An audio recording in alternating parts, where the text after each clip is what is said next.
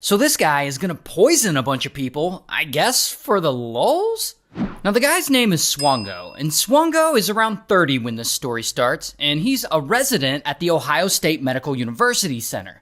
And Swango, he's a psychopath. He is obsessed with killing people. And one day in 1984, he decides to start murdering his own patients. Like he'll sneak into a patient's room and inject them with stuff, and they end up dying really quickly. And he does this to a bunch of patients. And over time, the nurses who work at the hospital, they get suspicious because a large percentage of his patients are dropping dead. And they suspect that he's behind these sudden deaths, and they report him, but the hospital can't really prove anything, and so they don't really do anything about it. And so Swango keeps going, and he decides to murder his own co-workers by poisoning them. And so he buys a bucket of takeout chicken, and he puts some arsenic in it, and he brings it to work. And soon, his co-workers eat it. And pretty quickly, they start throwing up and having diarrhea. They get real sick. And this is not the first time he's suspected of poisoning people. So his coworkers know Swango's weird ass is behind this. They just can't prove it.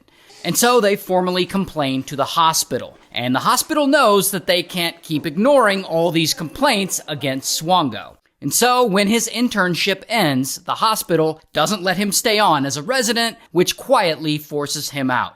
However, instead of banning him from medicine for life like they should have done, for some reason, they actually give him a good recommendation, and that helps him get his medical license, and it allows him to get jobs elsewhere.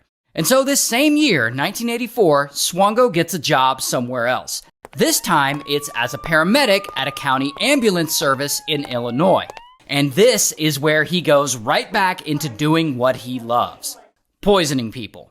Like one day he shows up to work with some donuts laced with ant killer spray, which has arsenic in it. And I guess he's like, "Hey guys, I got donuts for everyone." And his coworkers are like, "Sweet." And they eat them, and soon enough, they're all sick and they're all throwing up. And to make it even creepier, after work, Swango calls one of them just to ask how bad the pain was and if they thought they might die. And this, of course, weirds the coworker out, and he tells the rest of the coworkers, and now they're all suspicious of Swango. And so they decide that they're gonna test to see if he really did poison them. So one day, they leave a pitcher of iced tea around the workplace to see if Swango does anything to it. And sure enough, when he's sure no one is looking, he takes some ant killer out of his bag, and he adds it to the tea. And so the coworkers take it and they have it tested, and boom, it tests positive for arsenic. And so they look through his stuff at work and they find that there's ant killer in his bag, and they go straight to the police. And so the police, they get a search warrant and they search Swango's place, and they find it's like a full-blown poison lab in there. They find arsenic and ricin and botulism and pesticides, all kinds of stuff. And so bam, Swango is arrested. Here's a mugshot. And so he takes a plea deal and he gets sentenced to 5 years for poisoning his coworkers. Plus, his medical licenses in Illinois and Ohio are both revoked. And while he's in prison, his story blows up in the news, and he gets interviewed on a well-known news show called 2020. But see, prison isn't gonna stop Swango, because, he's still a psychopath, and he's still obsessed with killing people. In fact, his story gets even darker. So it's now 1992, and Swango decides to apply for residency at the University of South Dakota's medical school. And to cover his past record, he forges a document claiming that his prison sentence was only for 6 months, and it was only because he got into a bar fight. No big deal. And I guess the hospital doesn't look any further into it, and they're just like, "Cool, man, just, don't fist fight anymore. Welcome aboard." And he gets the job. And so pretty quickly, he starts up his bullshit again because, little by little, more patients around him mysteriously start dying.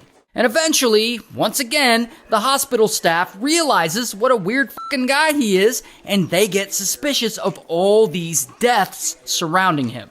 And then they finally start investigating his background more. And while they can't prove that he's killing his patients, they do discover that he lied about the real reason he went to prison. And so, boom, he gets fired. Then, by 1993, Swango ends up in New York, where he applies to a psychiatry residency at the state university. And on his application, of course, he forges some more documents to cover up his prison record and the fact that he's been fired from multiple hospitals for poisoning people. And I guess this new hospital also doesn't perform a thorough background check. I guess they just look at his resume and they go, wow, you've worked in so many hospitals, you must have a lot of experience. And from here, he's transferred to a VA hospital in Northport, New York. And yeah, bro continues killing patients there too. He injects 3 elderly patients with poison, and unfortunately they die. And to make it even more sinister, when his co-workers try to save these patients, Swongo tells them that the patient's family had signed do not resuscitate orders, and so the hospital staff just has to stand there and watch these patients die because they were told not to resuscitate. Now again, it doesn't take long for his co-workers to start connecting the dots, and they notice his weird behavior and they get suspicious of him. And around that same time, remember that 2020 interview Swongo did back when he was in prison? Well, that episode gets re-aired on TV, and a bunch of people see it, and now everyone around him knows exactly who he really is.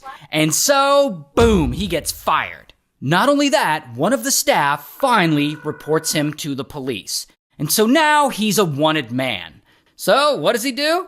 Well, he straight up flees the country. And he goes all the way over to Zimbabwe in Africa. And there, of course, he doesn't tell anyone that he's a wanted criminal, and he's able to get a job at a new hospital. And so we're in 1994 now. And of course, at this new hospital Swongo's working at, patients start dying there too. And by 1995, the staff starts getting suspicious of him and the fact that all these patients are dying around him, and they actually suspend him while they investigate him. And so he eventually flees there, and by 1997, he ends up in Saudi Arabia. And there, he's somehow able to use a fake resume and get a job at yet another hospital. Man, hospitals are really not very thorough during this time in their background checks, are they? Anyway, and so it seems like this dude is just gonna keep jumping from country to country, killing people with poison, and the dude's just like never gonna get caught. Until... But here's the thing though. Before Swongo can properly resume his job in Saudi Arabia, he's required to get the right visa, and he has to do it back in the US. And I guess he thinks that the feds back home have just like given up on him. I mean, it has been several years now, so maybe they have. And so he flies back to the US to get that visa. Here's the other thing though. Unbeknownst to him, the feds in the US have not given up on him. They've been tracking him ever since he murdered those 3 elderly people back in Northport. And as soon as they realize that he's returned to the US, bam, they arrest him right at the airport. Here's his mugshot. And he's eventually convicted, and he gets life in prison. Good. They suspected he killed somewhere around 60 people total. So he deserves life in prison.